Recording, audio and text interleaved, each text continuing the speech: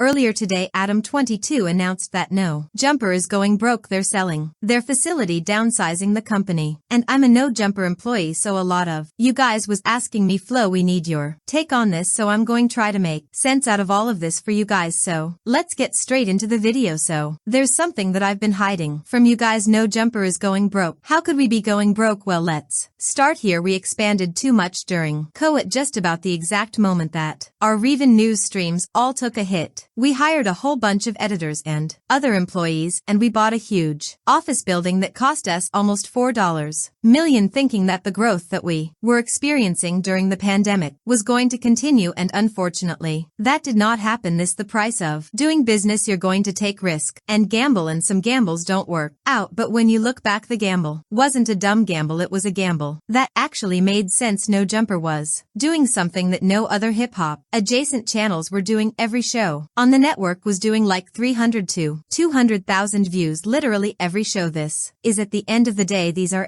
casted dudes that are no longer here, but yo, you see their views, and it didn't just stop at the end of the day. If you take a look at the No Jumper show, the No Jumper show was also doing 300,000, 200,000 views. So when you get to a point where you have multiple shows, even your third-ranked show, which was disconnected with House Phone Blasi Yori, that was doing over 200,000 views as well during those times, shows that got cancelled were shows that did under 100,000, so you could see where the expectation was and how great them times were. So when you have multiple shows doing over 300,000 views per episode, you have the clips, it makes sense why you would probably get a $5 million facility. It makes sense why you would probably want to expand as fast as No Jumper expand, just like it'll also make sense that the views went down when the cast of two of the three most popular shows on the network, when they all left No Jumper at the same time. Due to personal conflict, we put in our resignation papers. Today we put in our resignation papers. Today, man, it's a new day and age. Yeah, man, we left the fort, man. No more ad at No Jumper, from no more tea rail at No Jumper, no more Jumper, no more do no at No Jumper, no more smack at No Jumper, no more buy. We gone, man. Hey, shame on you. Good, we gone, man. We are gone. We out of here. Shame on you. Out of here, man. And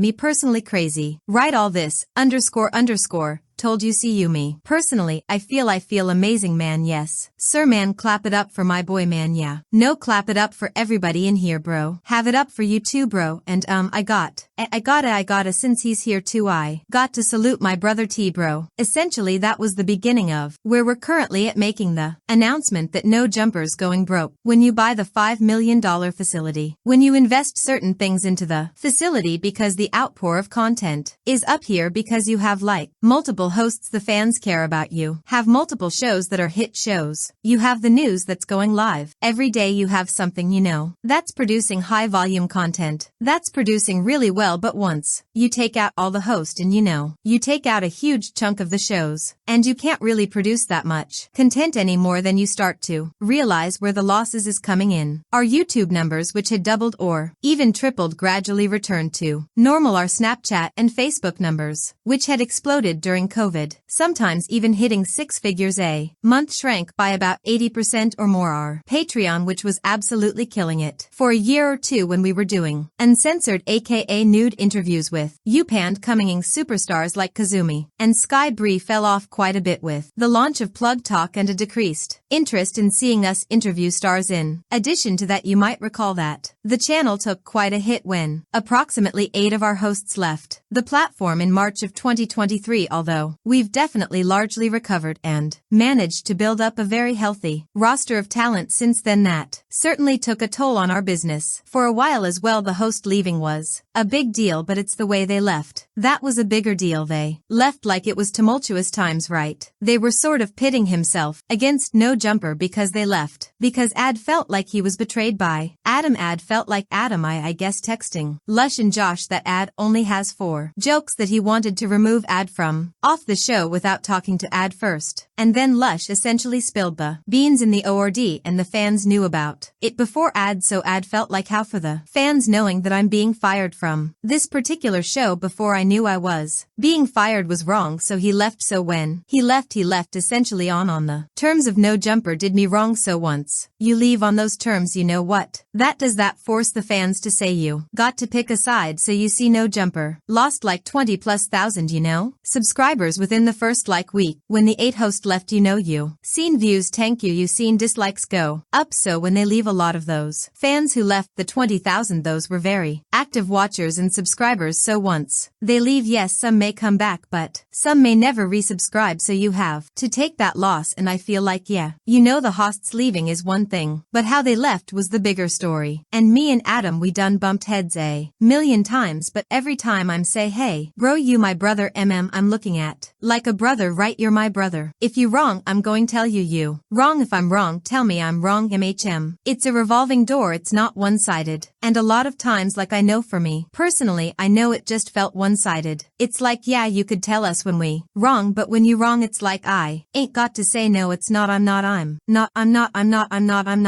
like, bro, it don't work like that. Depending on who you ask though, there's different perspective. Adam would say that, you know, the views were already heading back down to normal, so them leaving just at some point accelerated that, but no jumper was never able to really go back to, you know, the pandemic viewership. You know, they went back to normal numbers, and there was always waves. Like, I remember about like 10 months ago, Adam laid off a bunch of people, you know, he ended the no jumper news and essentially, you know, got rid of about like 10 hosts who were doing the no jumper news recurring and getting paid. Anyway, Snapchat exclusive, I'm making some very big changes in terms of no jumper as of today, or as of tomorrow. The news, no jumper news, it's over. The Monday show, the Wednesday show, and the Thursday show also are over. I've decided that I really want to focus no jumper, so I will be continuing to do the Tuesday show with Lush and Brig Baby. I will continue to do as many interviews as is possible. I'm going to have other people on the platform continuing to do interviews. Everybody from, you know, Almighty Sharp, Brick, I just talked to all these guys. Flo, we're still going to work together on doing interviews and, you know, doing like repeat guest type interviews where I, you know, have people on multiple times to talk about different things that are going on in the news, everything like that. But this decision has really been brought on primarily, I guess, as a business decision. And I say that to say I've been talking about Business Manager a lot over the course of the past few weeks, taking a real deep dive into how the channel is doing. If you've been paying attention, I guess, like the news today don't really shock you, because, you know, you already know that this was common based on, you know, the layoffs from 10 months ago, also to the challenges of laying off so many people as you produce less content, but you know that the bills are still the same, so produce less content, but the revenue, you know, still has to be up there. And you know, the cheat code to producing more revenue is more content, but to prod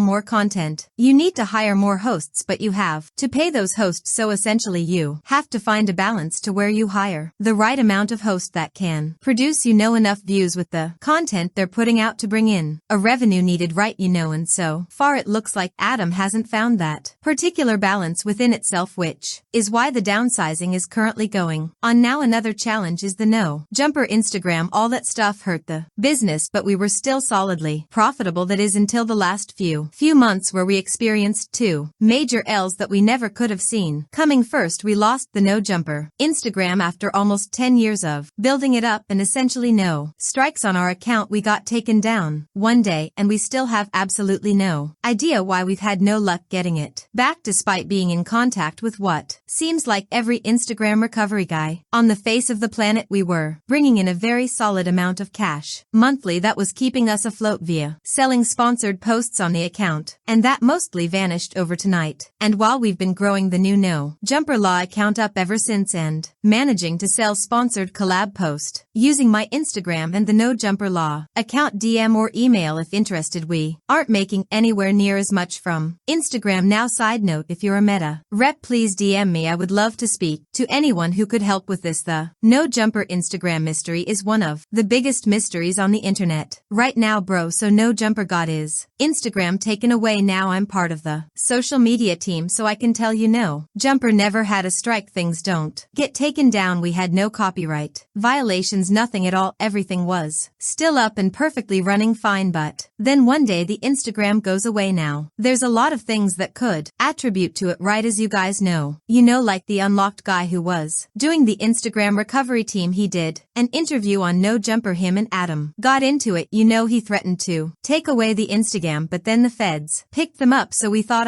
mean the Instagram is good now, right? But no, it still got deleted. Now here's the thing. Though usually you can just contact a Meta and get the account back through one of these like recovery guys, but when you contact these guys I'm talking about, the dudes who are at the very top who get back everybody accounts, when you contact these guys they say specifically, there's a note on this account that it can never be recovered. If I recover it, is going to trigger something in the system to where a review is going to happen and they're going to know I did it, so I'm not trying to risk my job. I can't do it, so this is what we're dealing with here, bro. Like this is like, yo, this is insane. This is insane, bro. Somebody at the very top of Instagram went out of their way to say, hey bro, there's a literal note on the account. This can never be recovered. This is permanently banned for life. We're trying to figure out who and what. Looks like No Jumper got some powerful enemies, bro, but that Instagram money was different. No Jumper was charging like $100 per post, bro, and you send about 4 promo posts a day on No Jumper, so that money was different. You take away that money, bro, to a company is kind of crazy. And second, in addition to that, we have been hit with a __ lawsuit from a former employee. Now essentially everything in this lawsuit is completely fictional, and every lawyer that I've spoken to about it has described this as basically an extortion attempt, but it still cost us a ton of money already, and it's expected to cost us many hundreds of thousands of dollars to see this through to completion. It's insane to me that a person that we did so much for can just invent some grievances out of thin air and cost us this much money as a result. This person has literally lost every single friend that he used to have when he worked at No Jumper. His streaming career has completely tanked, and he even got kicked off the podcast that he left No Jumper to start. But somehow that's our reality, and we have to fight this rather than just given this piece of the employee who sued No Jumper was this guy called Yuri. Now this is like the betrayal of the century. This is like E2 brute, like this is some scandalous stuff. So Yuri was essentially Adam's proto, right? Somebody who Adam molded into a content creator who started off as somebody who was just hanging around the office, eventually got a job as an editor, and he sort of worked his way up and used No Jumper as kind of like a trampoline to get into his own thing. So Yui left No Jumper. Initially he left No Jumper because he did like a 30-day live stream, like a subathon, and he made like $20,000 to $30,000. So he thought he wanted to put more attention into his streams, right? He wanted to put more into his streams, so he left No Jumper for that reason. But then after he left No Jumper, I guess things didn't work out, so he decided he wanted to sue No Jumper. Now him and his girlfriend both worked at No Jumper around the same time, but he left before her, but eventually she got fired. You know, cause again the layoffs to many employees once they both got fired. Now you know they decided they wanted to sue No Jumper for whatever reason. Yuri would claim that he quit No Jumper because he could no longer tolerate the harassment, discrimination, and retaliation. It feels like a money grab, and honestly why I can't respect it. Again, he's not suing me, right? I'm not in that lawsuit because I avoided everybody BRYO when him and his girlfriend was working there, bro.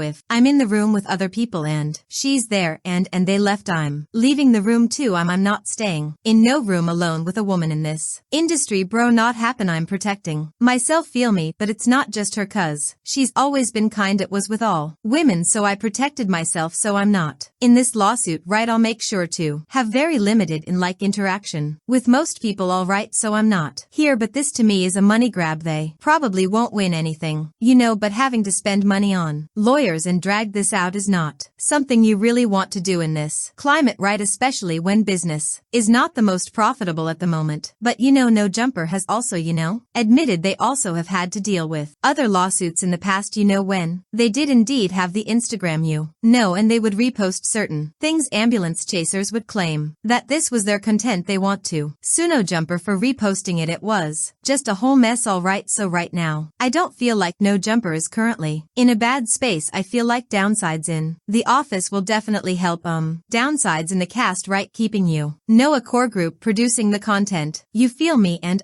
yeah, I seen a lot of people talk about, oh my god, the hosts are going to have to fight for unemployment. Listen here, bro. Alright, listen here, bro. Okay, I don't feel like any No Jumper host, all right, bro. Most of the hosts who are currently on No Jumper like they have a lot going on outside of No Jumper. Like these aren't people who, you know, they pay their rent off of No Jumper. Checks you feel me right like no right. Like these people have their own thing. Going on their own businesses their own. Everything so for those people they not. Really relying on no jumper checks to pay their bills right so I don't feel like this will really affect any of the employees y'all know right like myself. Suspect lush like this ain't really you. No affecting us at all to be honest. Bro like right like feel me right bro I would do listen bro I would do no jumper for free if I was you feel me right like I would do it for free right like but like that's how much value I see in no jumper right bro I was doing bro I moved to LA to do no jumper for free right I literally moved here to do no jumper for free and then I was off for a contract when I was at my lowest and no jumper gave me something that was really great and I grew with the company and now I'm currently in a position where I employ other people myself. So yeah man you know this really don't really change anything